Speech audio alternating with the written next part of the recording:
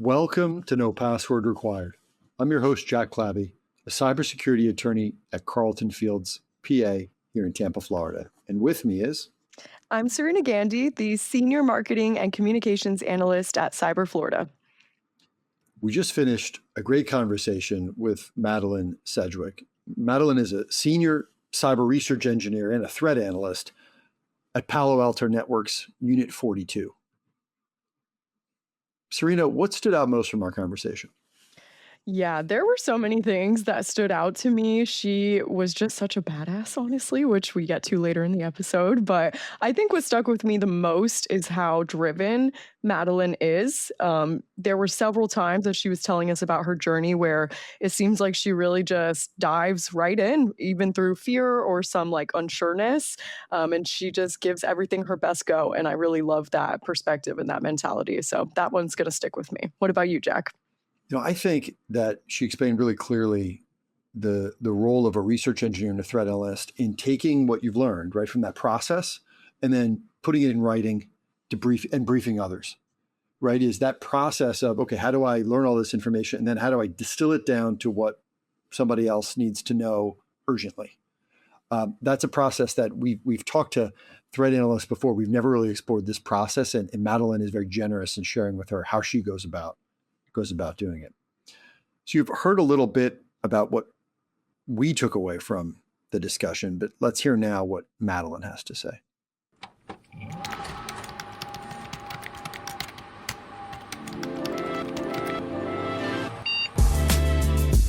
Welcome to No Password Required, a podcast dedicated to showcasing the top personalities in the world of cybersecurity.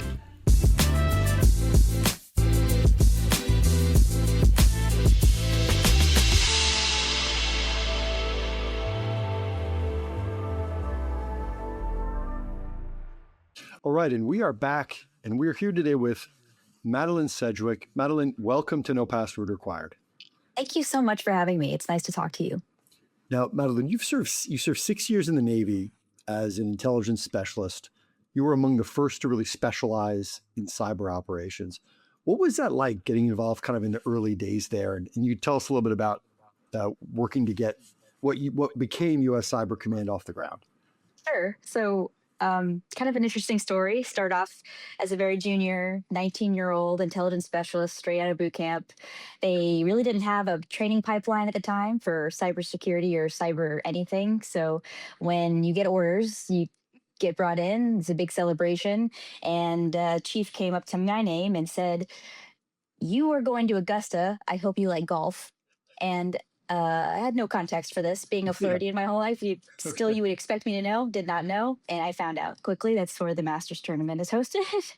So from Augusta, that is very not typical order detail for a young intelligence specialist. Usually you go afloat to sea. So it actually kind of started, we found out probably a year or so after I arrived that we would be one of the first offensive cyber teams under United States Cyber Command, organized under what's actually Army's Cyber Command headquarters. So we were a Navy team under an Army kind of command, and then 4 on the U.S. Cybercom mission. So it was definitely some, and just like anything, and I would find that it's kind of the way my career was the rest of the time, always being in those positions where we really don't know exactly what this looks like yet, but we're going to figure it out. And I eventually trained up to become one of the first certified cyber targeteers. So every service has targeteers, and every domain has targeteers, but you're developing the target packages that become validated, that it targets for execution should the worst happen in the case of an operational scenario. Now, you probably can't go into too much detail, but like in very general terms, like how did you learn this business? Like how did we talk about training? What did that kind of feel like? Thankfully, one of the things that distinguishes our military is an affirmed training pipeline for any role or responsibility you could take on, whether that be like on the job training or official schools. And given that targeting is an established discipline in the kinetic world, we went through an abridged version of the kinetic training school. So just kind of, which didn't necessarily fix me yet. I learned a lot about the JDAM and a bunch of different other stuff, but not really particularly relevant for us. But it was kind of, but it was helpful in that I think a lot of people think that there's a distinct domain between cyber and other, say, traditional warfare, for lack of a better term. But the truth is that a lot of the same principles apply no matter what you're doing. And even though we were talking about kinetic munitions, the principles still remain the same. Were the Army people nice enough to you guys when you got there? Oh yes, they're always very courteous, and they were kind of like, it was their first time at Cybercom as well, so it was like one of the first courses. So they like, we don't really know if this is going to be helpful for you, but we're going to try our best. So we're all kind of learning together. And we've heard you say on Palo Alto's podcast, which is Threat Vector, that Top Gun was the reason that you joined the Navy. Absolutely. Tell us a little bit about that, and what was it? Was it like, it was being silly, but was it the Bible scene? What was it about the excitement? Everyone asks that, but no, I just really like planes. I've always really liked, again, being from Jacksonville, not too far away from Pensacola, we have an air show kind of annually. Always grew up liking the planes, still do. Going fast, doing cool stuff. Love the cool wide angle shots of planes doing cool plane stuff. And I saw that as, like a 4 or 5 year old. It was the 90s. No one really cared what you were watching when you were a kid. You just kind of, they put you in front of the TV to figure yourself out for a little bit. A full calorie soda and Doritos. Yes, exactly. And I was, wide eyed, like, oh man, I'm going to do that one day. Totally did something completely different, but I got to see planes. All right. So you did 3 years in cyber operations, and then you shifted to traditional intelligence.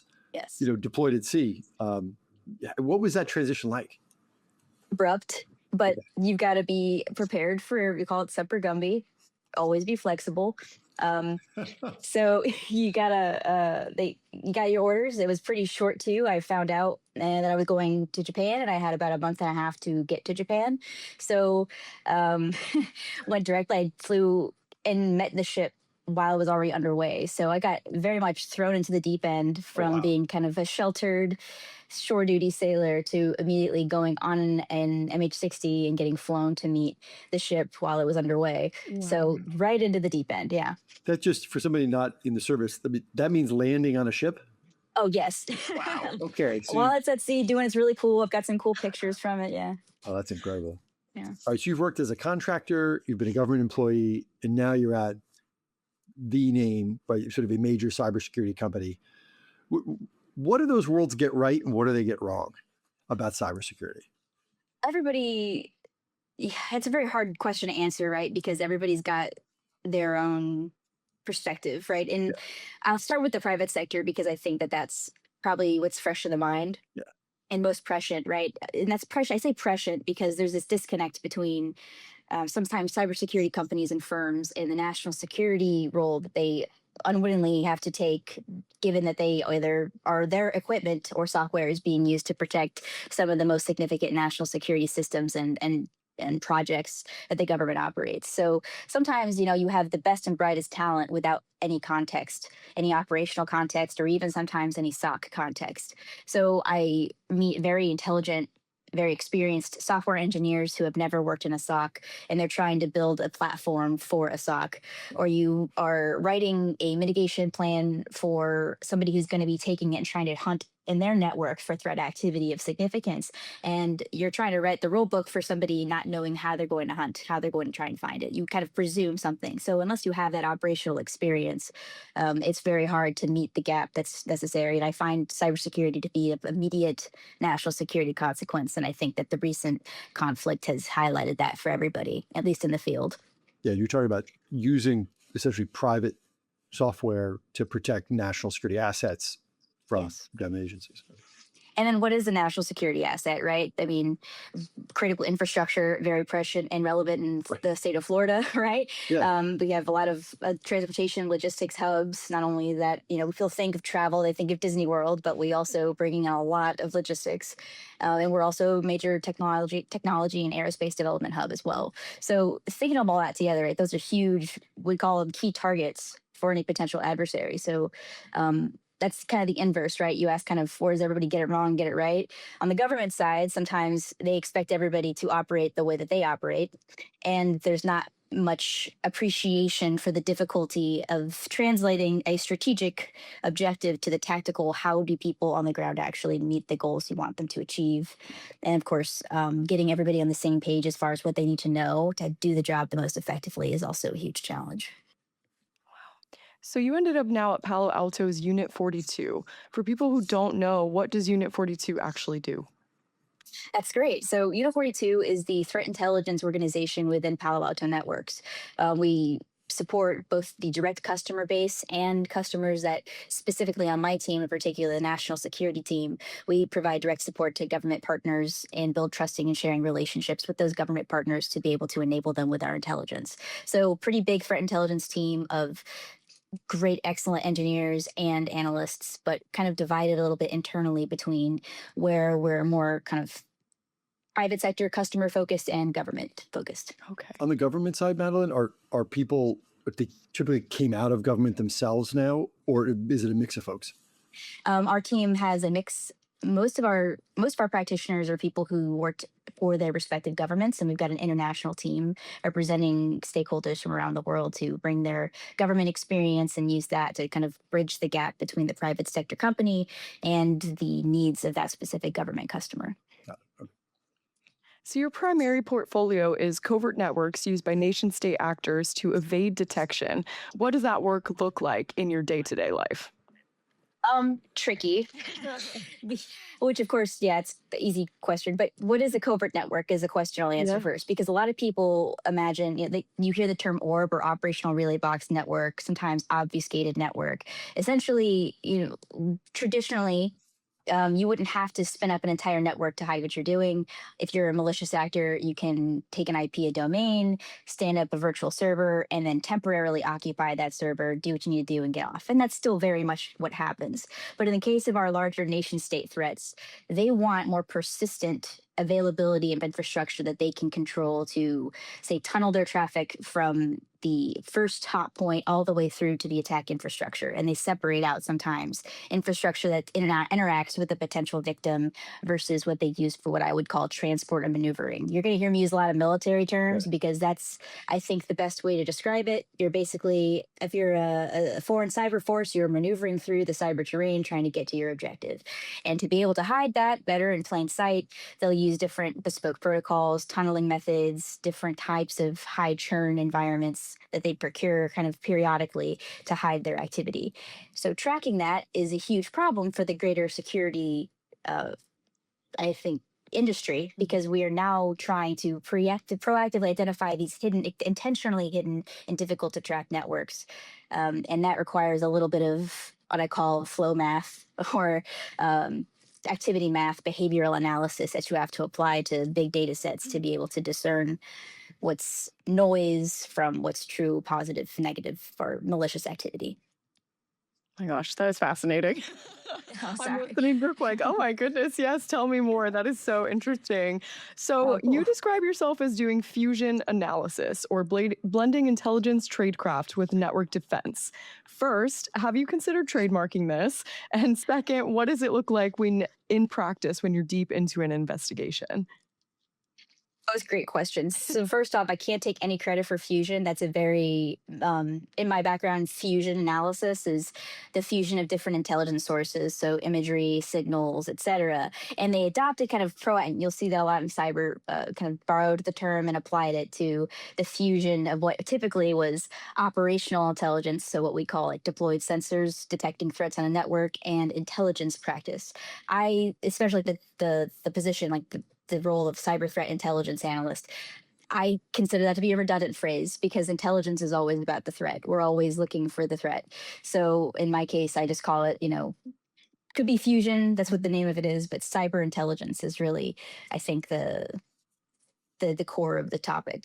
And then as far as kind of your second question, if you wouldn't mind getting back to me. Yeah, no worries. What does it actually look like in practice when you are deep into an investigation? So I have we're not in it right now because I was trying to make it look like I'm a human being, but I have my very dark room where I have kind of my hyper focus space. I've got little lights, I've got a big subwoofer, check Ooh. out, oh yeah, I'm very much in the weeds because it is a sustained amount of high attention to detail. So, I'll spin up, play some music, try to zone out part of my brain so I can go all in and just looking through data sets Wow. and iterate and build out. And we also try to build out automation to help us make some determinations. But I find that you're really just kind of getting in and looking at all the data you can, trying to look for the patterns that you're used to. And every actor, every group sometimes has a different pattern you're trying to track. So by first job is kind of identifying what patterns can help you and lead you to the adversary you're tracking or the group you're tracking. And then the next part is, how do I apply this in a way that can be generally useful, or how can I repeat this in a way that's quicker so I can make my reporting cadence faster? And then what new insights, what behavioral insights can I bring to this? Not just telling people what they need to mitigate or detect. I want to be able to inform, especially our government customers, why is this happening? What are they trying to do? What is the objective? That is the intelligence part I like to bring to the table. Wow. The whole, I think it's important, as somebody who's not so much on the technical side, I think, to know the full picture and to see all of that Absolutely. together. So yeah, I got to know, what kind of music are you blasting when you're doing this? It really depends. Depends on the mood. I've been in a really big, it's kind of funny. I've been in a, sometimes like, Radiohead, kind of old stuff like that. Yeah.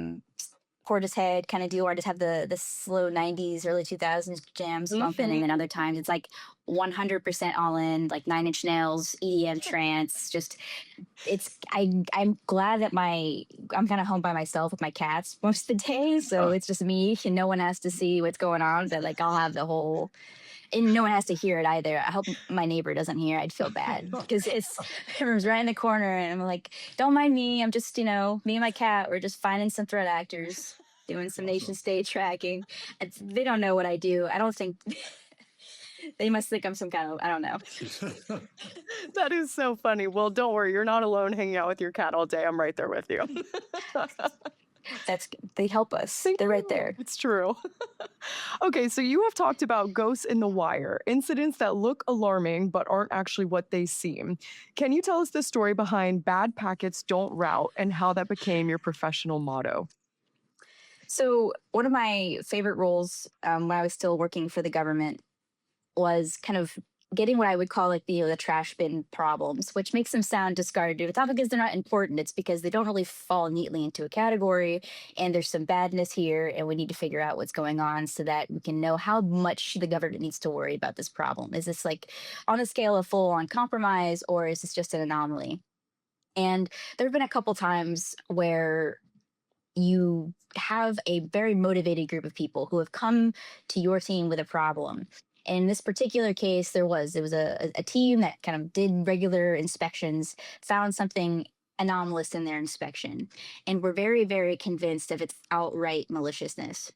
And whenever somebody comes to especially the Department of War, and knocks on the door and says, "Hey, we've got what might be a compromise," they're going to take that pretty seriously. Yeah. And it was my responsibility sometimes not to judge the veracity of the claim, but to say, can we replicate this problem? Can we provide our own assessment to the cause? And we need just somebody on the inside who's aware of what's going on and can speak the technical language, because not everybody in the C-suite, for lack of a better phrase, of Department of War, the organization that I worked for, has the ins and outs of how packets are supposed to route on networks. And without getting into the details, it became pretty clear to me that as anomalous as this problem was, it wasn't fitting neatly, not even neatly, but it wasn't fitting. And there were some presumptions that were being taken with the problem, with the way it was being discussed. And it was kind of an eye-opening moment for me, because I realized that sometimes when people are very dedicated to what they think the answer is, that confirmation bias will color everything that they see. Then they'll start trying to push their problem into the shape of the solution they think that they have found, instead of inverting it and first thinking, what are all the reasons why this could be normal? Yeah. And I am very much in the skeptic first exceptional claims require exceptional evidence category. So that's going through that whole process. I came to the conclusion, a different assessment, and I backed my assessment up with very specific data points, some very laborious scholarly research going back to the black and white, because I think it's what you got to do. You got to go back and how fundamentally is this system going to work? What is not necessarily within weird normal? What can be supported by how this system works within the realm of possibility? And when you can't do that math and it can't kind of shake out, you have to come, there's only one conclusion. And sometimes that conclusion is this isn't as bad as you think it is, or this is not the kind of problem you think it is. So I give this eloquently to my colonel at the time. And then colonel's like, okay, cool. Nods, thumbs up, takes the briefing that I gave him. We're going right into a briefing with some senior personnel at the Pentagon. And he says, with a kind of, he had a pencil in his hand. He's one of those who's always, you'll notice there's a type of senior officer in the military. They've always got a thing they're fiddling with. It's kind of how you know which the good ones. They're always fiddling with a pen or a pencil. And he takes this pencil he's fiddling with and just throws it on the table. And again, we're talking to some serious, suits in the, the cybersecurity echelon of the Pentagon. And he's just like, our position is bad packets don't route. That don't route. That's not how that works. And we're not saying it just, that's not what that does. I'm not saying these guys, something's not right here. And about like 3 or 4 months later, I go to a meeting at the Pentagon, and another one of these suits, I don't know him. I'm just a contractor, which is a really great place to be at that particular time, because as a contractor, I do not speak on behalf of the United States government, and I can't be accountable for any decisions the government makes or what they say in important meetings within significant stakeholders. So I say, he comes to me and he's like, I can't believe that this colonel would speak. Do you realize the caliber of people were in this room? And I was just like, my badge is not the color. I am not the one you need to be. Are you mad? I'm 5'1", just like big curly hair. I had purple hair at the time. My nose ring. I was like, you're coming at me. When I said it, it didn't sound like that. It sounded a lot nicer. So you can't blame me. But that was not even the most aggravating part of that meeting, but that was how it started. Oh my gosh, that's iconic. That's an iconic story.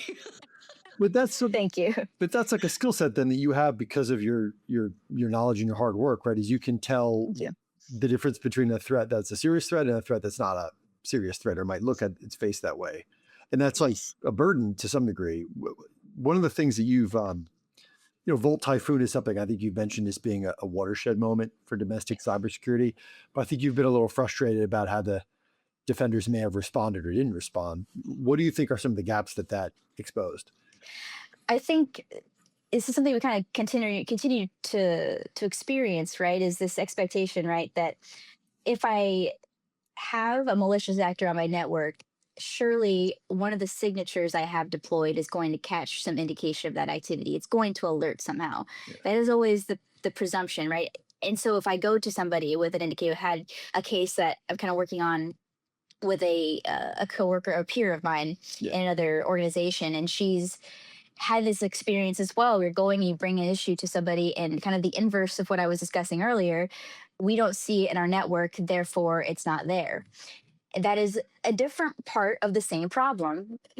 Just because, not to bring up the Donald Rumsfeld unknowns and knowns, but there are, you can't know.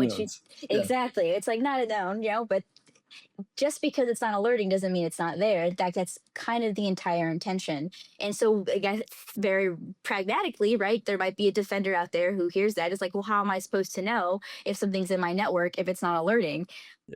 Where are you checking? Are you checking your blind spots? Where are you sensing? Where are your deployments happening? So thinking of things like anticipating the behavior of the actor, not mitigation and detection is a multidimensional problem, and it can't just be solved by if our adversaries know, which they do, our security capabilities, how they're deployed, and they're not testing the weak points in them all the time. Anticipate that your adversary, in this case, a very real term for people who are trying to actively penetrate sensitive environments, even private sector or government, local government, if you're trying to evade detection, they're going to try, especially if they're nation state sponsored, they have the backing to do so, to procure however they need to these different devices, mitigation protection systems, test them in environments and find their way around them. So if you are in a um, high risk sort of target set for high value, even if you don't think you might be, it's imperative to be aware of the weak spots in your network and your detection points and to routinely check them. I think top of mind for me would be any exposed devices, your routers,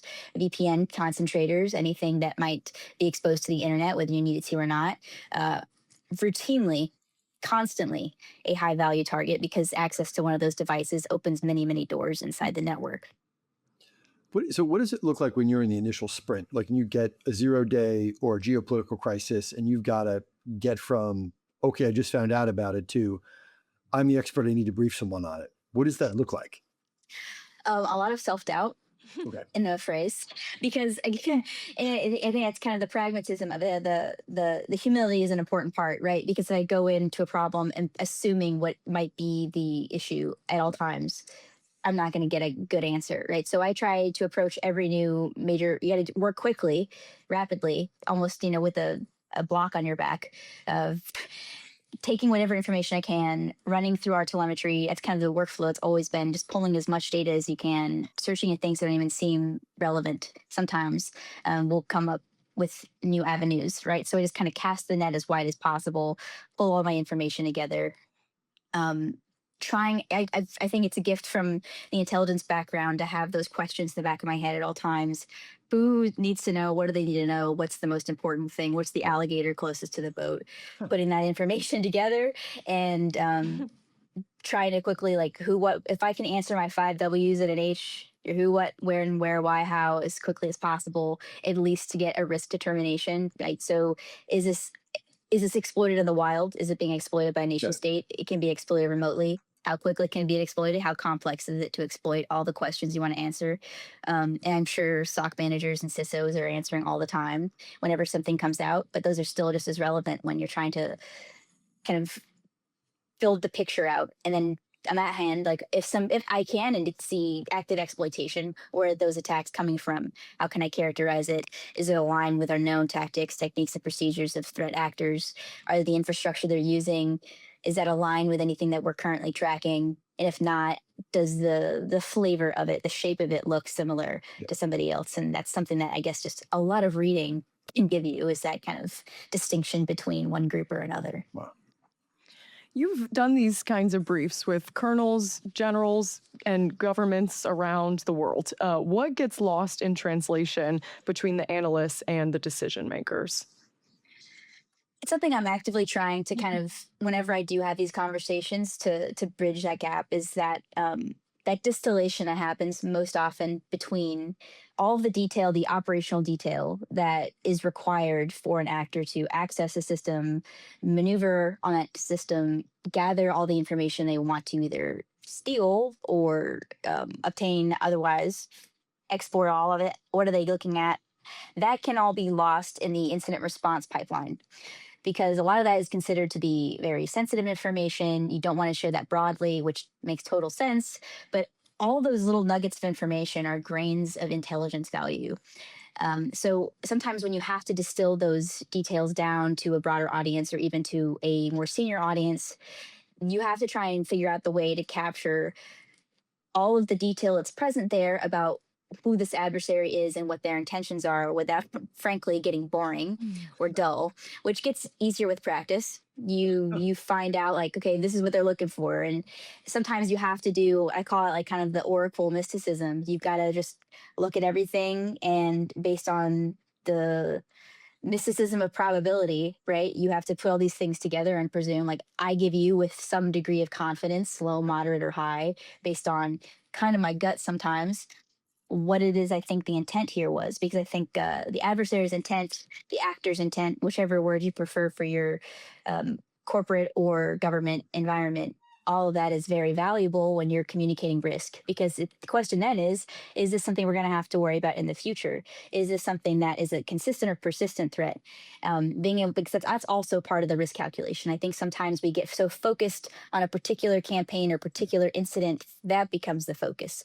But Typhoon, as you mentioned earlier, is a great example of how multiple disparate incidents, uniquely and differently approached by different folks, can elevate and at a higher level of reasoning and perspective become one major campaign that indicates the potential intent of an adversary. And that's, I think, a very a strongly guiding philosophy for me that I try to keep whenever I am lucky enough to give presentations or talk to people. That the bigger picture is the insight sometimes that gets lost. It sounds like a lot of this requires some good leadership knowledge. Like, you need to be able to lead. And although you have said in the past that you feel like leadership didn't come naturally to you, I'm curious, what is the hardest leadership lesson you've had to learn throughout your career, and what situation forced you to learn it?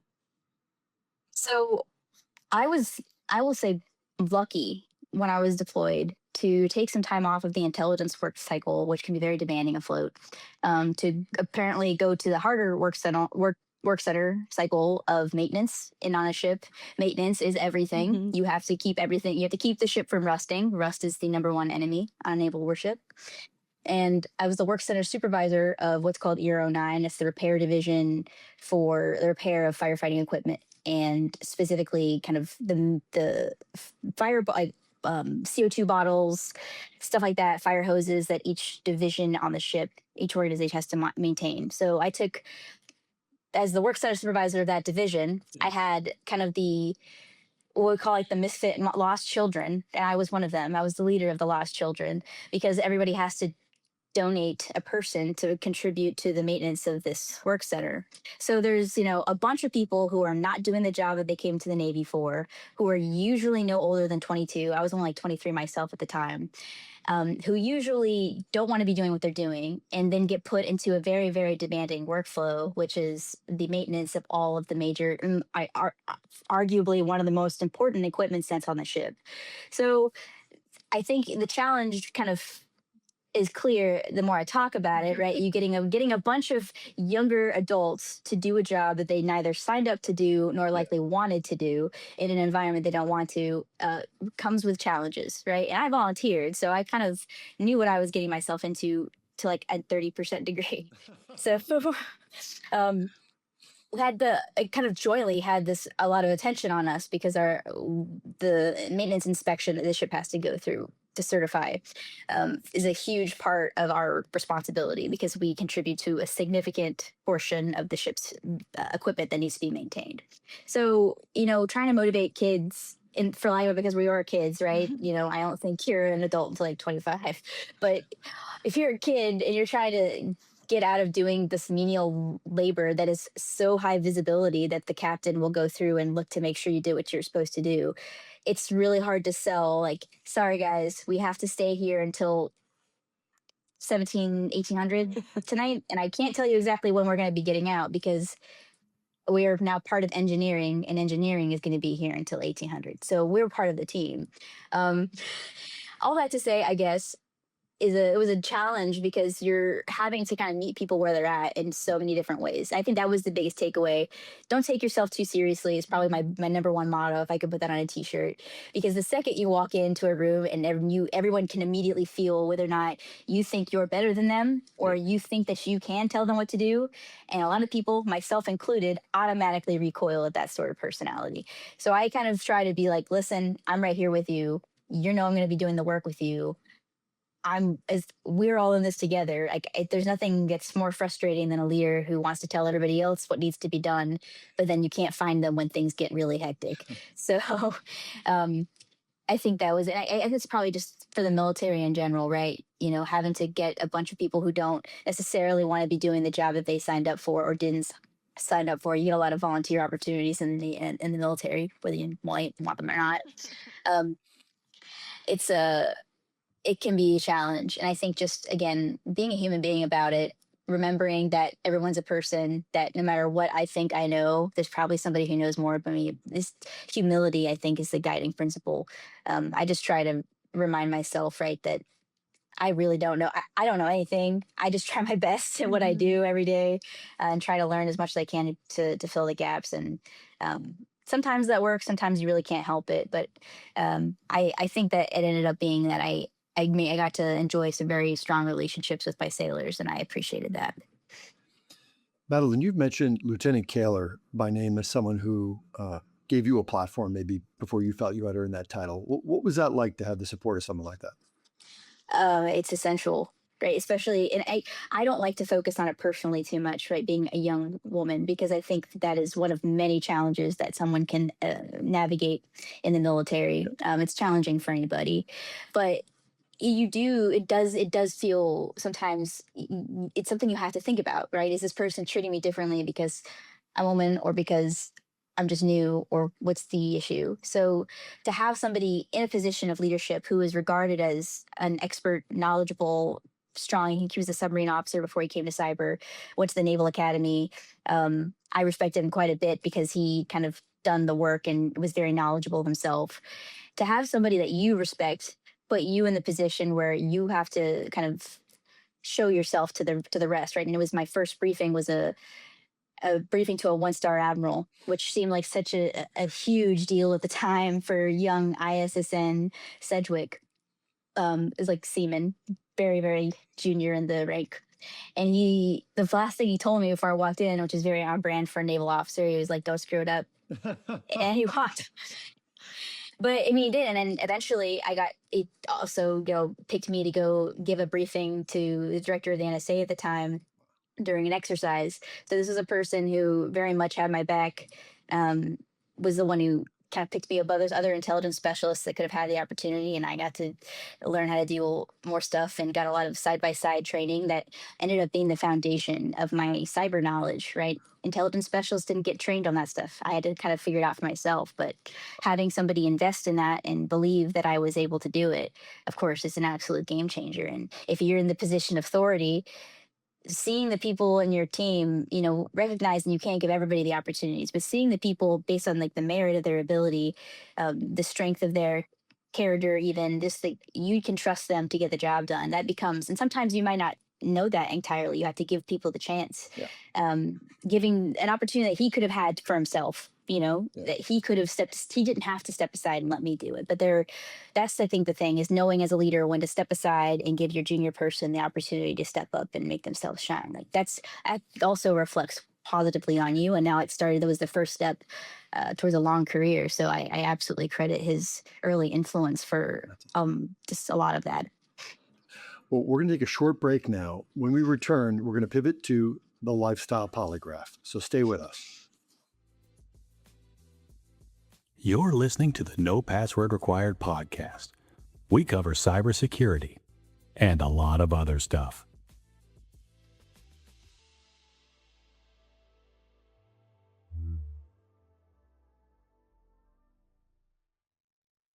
Welcome back. As many of you know, the lifestyle polygraph is a test used by the federal government to determine if a person is worthy of learning some of our nation's most important secrets.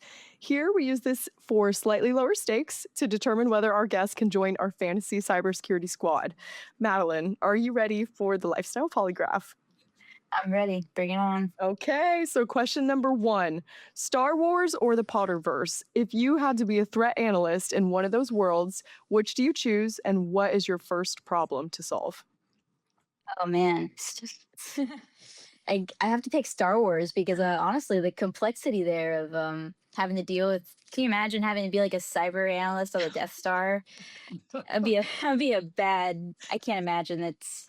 Especially the way those consoles are made, it's an operational technology nightmare. I would be not to say just advocating for the Enterprise, or I wouldn't want to be on the Empire side necessarily, but I think about that like, man, that'd be a really interesting cybersecurity problem to solve. But on the other hand, I'm like, man, it'd be really cool to be one of the hackers letting loose against the Death Star. So putting both hats on. Yeah. I love that. Yeah, I feel like there's ample opportunity in Star Wars, many problems to solve there. Yes. There's a great like reread of Star Wars because it really is like they have artificial intelligence and they sort of rebel against it, right? Yeah. In Yeah. the Clone Wars, like the whole principle is, we don't want to be fighting autonomous robots that can do Yeah. bad things to us. Yeah, There's we like got a this- Star Wars fan here. They're like not right. It's not like you've got like you got the clones on the one side and the robots on the other. I don't think there are any lessons other than adventure, but it would be an absolute. I mean, you've got full armies that you'd have to deal with. Yeah, yeah, that are absolutely. hackable. Yeah. Yeah, think about like an AT-AT. You can bring an AT-AT down. It's there's all kind of hooks, cool hook maneuvers. That's one way. Yeah, they kind of left that out. I think it maybe predated the original Star Wars Inception to think about.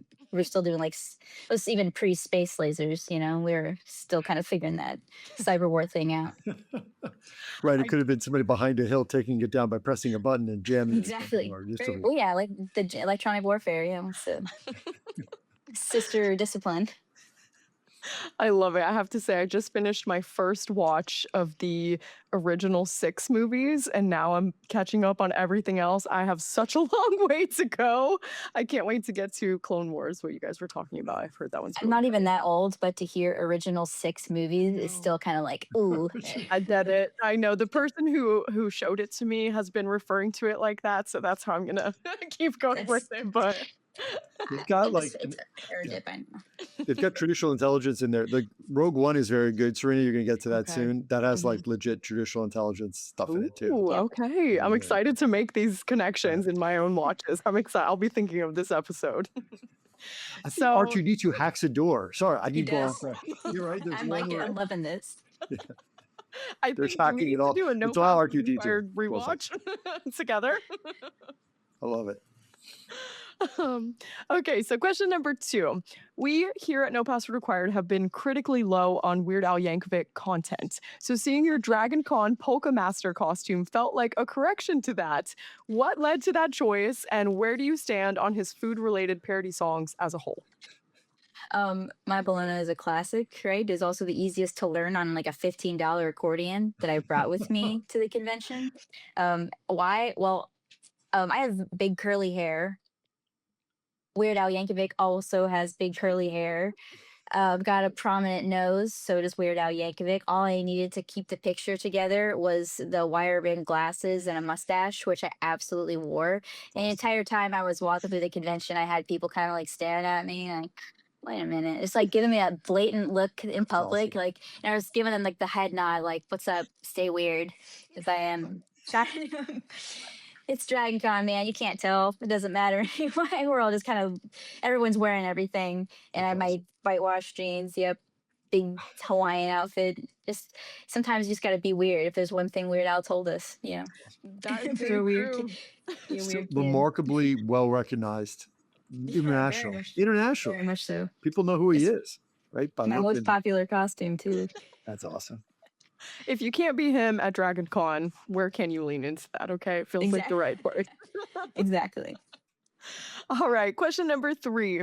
You played bass in a Baltimore metal band. So cool. Be honest, on a scale from 1 to absolute badass, how metal were you? And where do you rank Oh. yourself today? I'm an absolute dweeb, so I don't know how metal I am, but I'll throw the horns up every time I have the opportunity to, even if it's like that awkward, like, what's up, no. But the most metal thing I've probably done is hang halfway out of a helicopter to take pictures of, Chinese warships. And that was like a one-time cool deal. And I don't think I'll ever do anything nearly as cool as that. So, except being on this podcast is pretty cool. Wow. That's You that follow. is a very nice Yes, comparison. exactly. I did. I was very hot rod, throwing the horns up, kind of like, yes, here I am, China. Like somebody who's like really played in a metal band, like with all the discipline that requires and all the kind of like technical stuff. When you listen to music now, can you? You were talking about zoning out and kind of doing your thing. Like you don't have to listen to everything that's happening in the song. You can kind of put it in the back of your mind still. I think that's why I didn't end up going, because I have been, music has always been a part of my life. And I think that's kind of why I I kind of let it go at a certain point because I Okay. knew that if I if I didn't, I would always be kind of in that mindset. Got one of those brains where it's always like, okay, but that I can hear the timing is off, and I can't listen to my own stuff ever because I'll always hear every mistake that I made 10 times louder than anybody else. So Do you play any more at all, even just recreationally? Cool. I do. I keep up. I need to. It's been a little bit busy on the work front lately, so I've been. I try to practice the piano more than anything, and sometimes I get to do a little bit of noodling around and some electronic stuff. I love that. This ties in very well to question number 4. I see that you have a very creative side to you. So you also have the creative writing background as well as your deep technical skill set. So when you are at your best, which side would you say is kind of driving you the most? Ooh, it's they told it, so Douglas Anderson High School is where I went. Douglas Anderson School of the Arts in Jacksonville was my school, and I was a creative writing major. It's actually how me and my fiance met. We are both creative writing majors at the time. Oh, Yeah, and I use a lot of that thinking pattern.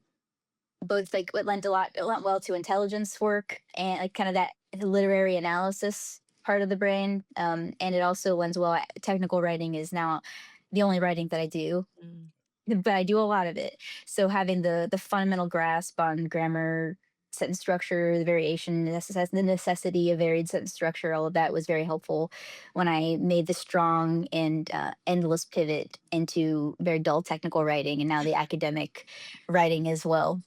Mhm. Madeline, do you draft in slide format or do you draft in like a word processing format? Oh, I do both. Because I have presentations, and then when I do technical reports, it's all in a pretty standard format for us. All right, our very last question. So you've said that you want your ultimate keynote to be at B-Sides Jacksonville, not DEF CON or Black Hat or RSA or any of those conferences, but B-Sides Jacksonville.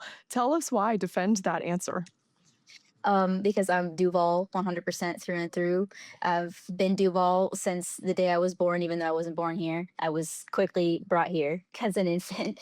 Um, and so Jacksonville is a very unique city. Mm. There are people of all types, Florida, especially recently, people get an idea of what Floridians are like, what native Floridians are like, what Florida is supposed to be. And they think of like pastel shopping centers and maybe like nice subdivisions and golf carts. But for me, it's about, being barefoot on by the creek and being with your family and fishing, and some of your uncle and your grandpa are maybe too drunk because they had too many beers while you're doing the thing, and maybe you shouldn't be holding the fireworks. This very now we have the Jaguars are winning. Jacksonville is like an added, like you think like we got for the city of Limp Bizkit and a strong Black cinema culture. Like there's a bunch of very cool, vibrant things about this city. And every time I go anywhere I go, I'm very proud to say that I'm from Jacksonville because nobody, like, it's like one of those things that people are like, oh, you were from Florida? And I was like, yeah. You came from DC? Why'd you move back from DC? Because I like it better here. Oh, okay. And then other times you get it, and like, I moved from DC to come back home, and they're like, I don't blame you at all. So it just depends on who you're talking to. But it's a unique attitude, a take no prisoners attitude, I'm not going to take anything from anybody attitude, and I try to bring that with me no matter where I go. That is the true Florida energy, I think. I'm also a Exactly. born and raised Florida girl, so I could not agree more with you. Yes. I And love everybody that. needs to know, you gotta rep Yeah. it, gotta rep it for the world. If I'm gonna be True. briefed on stages, I want people to know, like, this is an important place. Things happen here. Yeah, absolutely. And it's a huge There's, part of who you are, too.